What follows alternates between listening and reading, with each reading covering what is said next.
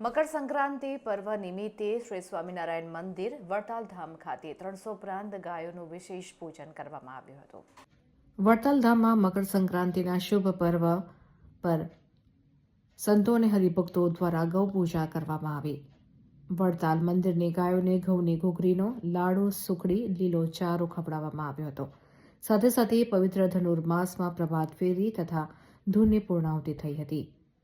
વડતાલ મંદિરના chairman doctor સંત વલ્લભદાસજી સ્વામીએ જણાવ્યું હતું કે વડતાલ મંદિર દ્વારા તારીખ 14 બુધવારના રોજ મકર સંક્રાંતિના પવિત્ર પુણ્યકાળે ગોમતી તીરે આવેલ નૂતન ગૌશાળામાં 310 ગાયોનું સંતો અને હરિભક્તો દ્વારા પૂજન કરવામાં આવ્યું હતું.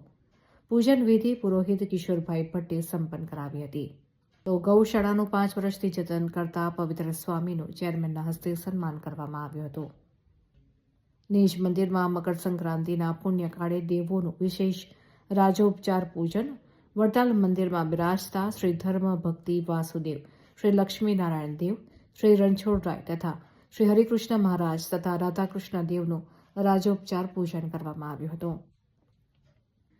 તો હજારોની સંખ્યામાં હરિભક્તોએ પ્રસાદ ગ્રહણ કર્યો હતો. એકાદશી નિમિત્તે 1000 કિલો બોરનો ઉત્સવ પણ ઉજવાયો હતો. વડતાલ ધામ નિજ મંદિરમાં દેવોએ 1000 કિલો બોરનો અન્નકૂટ ધરાવવામાં આવ્યો હતો. સંક્રાંતિ કાળ હોવાથી તલના લાડુ, શેરડી, લીલા ચણા પણ ધરાવવામાં આવ્યા હતા.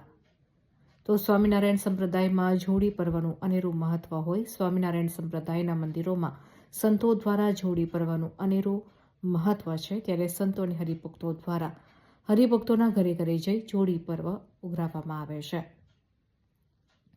ભક્તો દ્વારા પુણ્યકાળમાં તલ, ચોખા, ઘઉં તથા રોકડ રકમ અને વસ્ત્રોનું દાન કરવામાં આવે છે.